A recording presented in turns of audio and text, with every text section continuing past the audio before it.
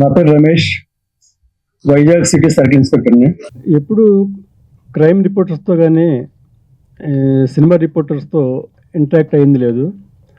మన ప్రొడ్యూసర్ గారు బాపిరాజు గారి వల్ల నేను మీతో ఈరోజు ఇంటరాక్ట్ అవ్వాల్సి వచ్చింది. కానిస్టేబుల్ నిలిచిపోయా.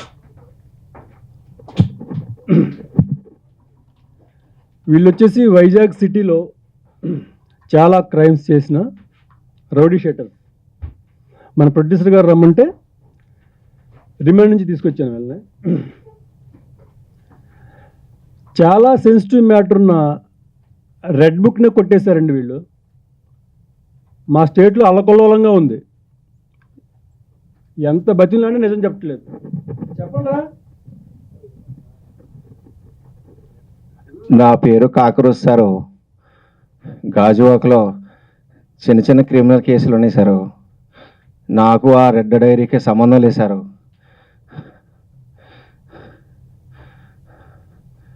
నేను సీఎం దగ్గర ఉంటాను. మా రేటు తెలియదు సారు. నన్ను ఒగ్గేసేయండి సారు. నా పేరు సీన్ సార్. నేను ఎవరైనా చంపితే పట్టుకోసి బోటి తీసి అలవటం సార్ నాకు. అందుకని నన్ను అందరు గాజువాకలో బోటి సీన్ అంటారు సార్. మేము పోలీస్ రిమాండ్లో ఉన్నప్పుడు సిఏ గారు సుపారీ తీసుకొని మర్డర్ చేయమంటే మర్డర్ చేసి ఈ సిఏ గారు కదా సార్, అంతకుముందు అంటే ఆఫీసర్ గారు సార్. అంతేగాని మాకు మర్డర్ కేసులు సంబంధం లేదు సార్. మేము ఎప్పుడు దొంగతనం కేసులు చేయలేదు సార్.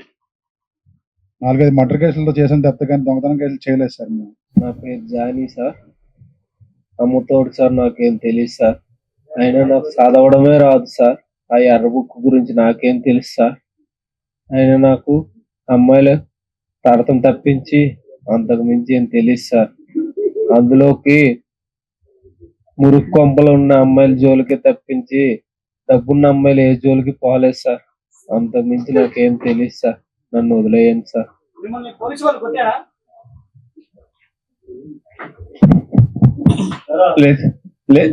లేదు సార్, లేదు లేదు. మేము వచ్చే దారిలో బస్సు దిగుతుంటే పడిపోయాం సారు. ఇలాంటి పురుగులతో సమాజం నిండిపోయింది. 100 కోట్లు దోచుకొని బెంజ్ కార్లో తిరిగే వాళ్ళు మేమేం చేయలేకపోతున్నాం. కనీసం ఇలాంటి రౌడీ షీటర్లనైనా చిల్లర దొంగలనైనా 100 రూపాయలకి ఒళ్ళు అమ్ముకునే చీప్ మెంటాలిటీ ఉన్న వాళ్ళనైనా కానీ సరే ఏదో ఒకటి చేయాలి కదా.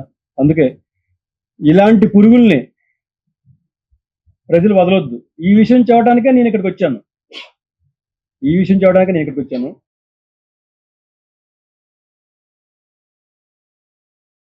అందరికీ నా హృదయపూర్వక నమస్కారాలండి. మా డైరెక్టరు పి సునీల్ కుమార్ రెడ్డి గారు ఈ క్రిమినల్స్ మీద ఒక సినిమా చేద్దామంటే మొదట నేను చాలా భయపడిపోయానండి. కానీ వాళ్ళ యథార్థ గాథ స్క్రీన్ మీద చూసిన తర్వాత నేను ఒక కొత్త లోకంలో అద్భుతంగా అనిపించిందండి. చిన్న చిన్న ప్రాబ్లమ్స్ ఉన్నప్పుడు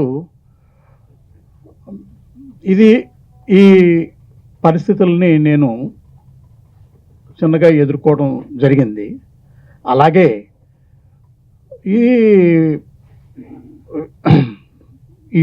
విషయంలో, ఈ సినిమా విషయంలో ఒక పెద్ద ప్రాబ్లం ఫేస్ చేయడం జరిగింది. కానీ చిన్న చిన్న కత్తిపోట్లతో సెన్సార్ కార్యక్రమాలు పూర్తి చేసుకుని ఈ సినిమా మార్చి 6వ తారీఖున ప్రేక్షకుల ముందుకు తీసుకురావడం జరుగుతుంది.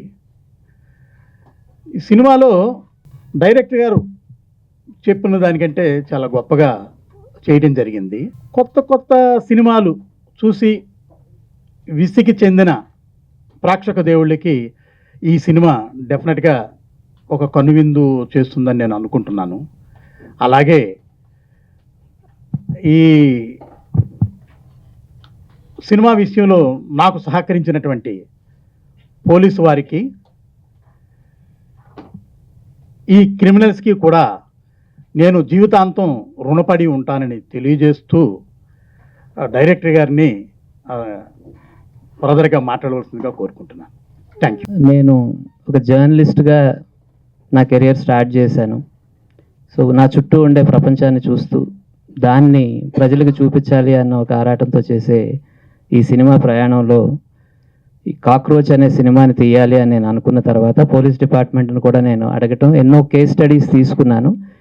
చాలా జరిగిన యథార్థ సంఘటనలు తీసుకొని, ఎస్పెషల్లీ గాజువాక పరిసర ప్రాంతాల్లో జరిగిన ఈ కేసెస్, వీళ్ళందరికీ సంబంధించిన స్టోరీస్ని తీసుకొని వాళ్ళందరి అనుమతితో నేను ఈ సినిమాని ప్లాన్ చేశానండి. ఎందుకంటే మన సిఐ గారు చెప్పినట్టు డబ్బులుండే వాళ్ళని వ్యవస్థ ఏమీ చేయలేకపోతూ ఉంది.